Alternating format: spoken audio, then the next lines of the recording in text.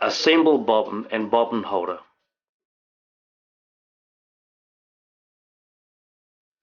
Allow a drop of about 6 inches of braid. Then allow coarse spirals around the leader.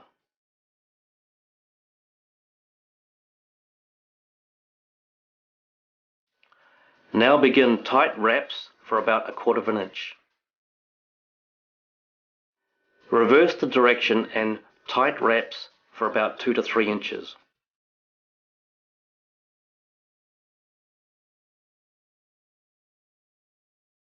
Pinch the end of the connection as you remove the braid from the bobbin. Then lock the connection with a 1/2 hitch.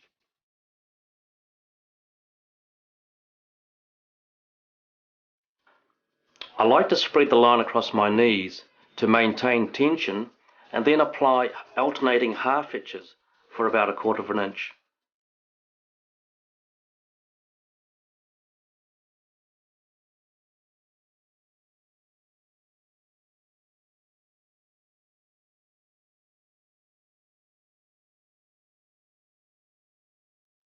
I cut the tag end, leaving about 1/8 inch.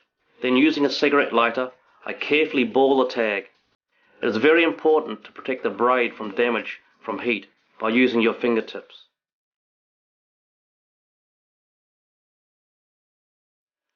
I add a further 2 or 3 1/2 hitches right up to the balled tag end.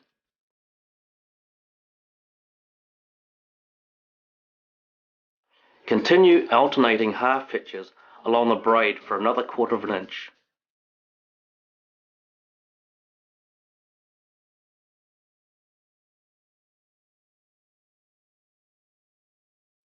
I usually like to use a finishing knot which buries the braid tag under 5 or 6 wraps.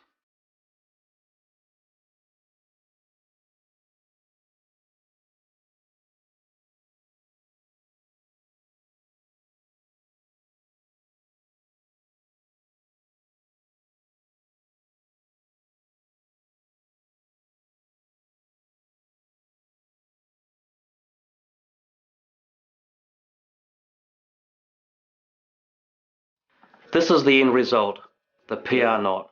Very streamlined, very strong. This is the knot most favoured by Japanese jiggers. This knot is to connect the leader to the assist hook rings. Cut around 1 inch length of protective sleeve or tubing and pull through about 1 foot of leader material. Wrap the leader around the ring twice, positioning the protective sleeve around the ring. Commence tying alternating 1/2 hitches for about 1 inch.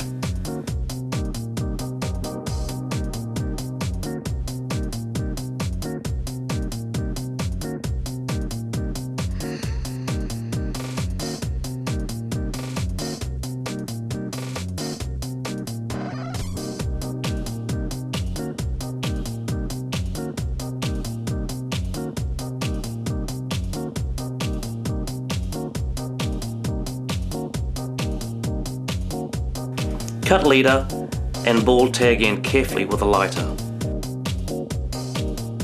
This knot is easy to tie and very strong.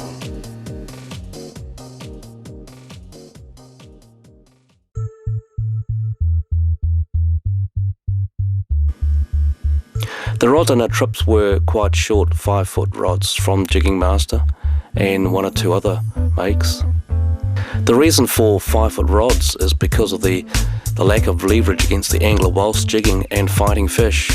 You'll find far greater comfort in shorter rods than the old-fashioned longer rods. Rods should be light and strong. This JM 500 can lift over 30 kilos. These jammed rods are designed for overhead reels and to be worked from under the armpit.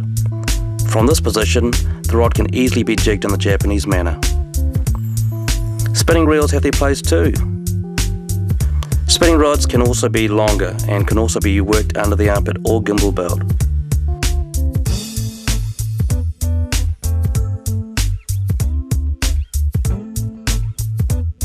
Most reels we use are overhead types. Small, powerful reels, star drag reels and lever drag reels, not particularly fast geared, but all reels would contain PE5 to PE8 braid, heavy line to tackle our monster kingfish. There are many good reels out there, from the Shimano Osea jiggers to the Blue Heavens to the Saltiga reels. Some of our reels have enhanced drag systems. This Osea jigger of mine has about 20 kilos of drag pressure available. Likewise, the Blue Heaven has 20 kilos, as does the Stella. Modern jigging reels have medium speed gearing from 4.1 to 5.1 gear ratios.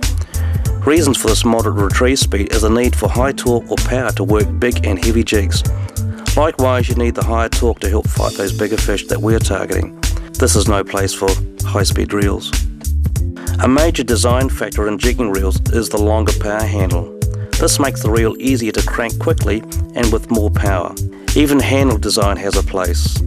Look at this JM T-bar handle on Jimmy's reel. Very pretty, but also very smooth and functional. Remember that cranking the reel with speed and power depends on being able to transmit your effort into the reel, and longer power handles and ball bearing T-bar knobs make this so much easier. The old debate of star drag versus lever drag is pretty much a personal one. The advantage of the star drag is that you can wind the drag up to a maximum and have an unaffected free spool. Lever drags, by their inherent design, will cause the spool and handle to be far less free to turn at high drag settings. For me personally, this is unacceptable because I don't want to fight equipment as well as the fish, so I favour the star drag reel.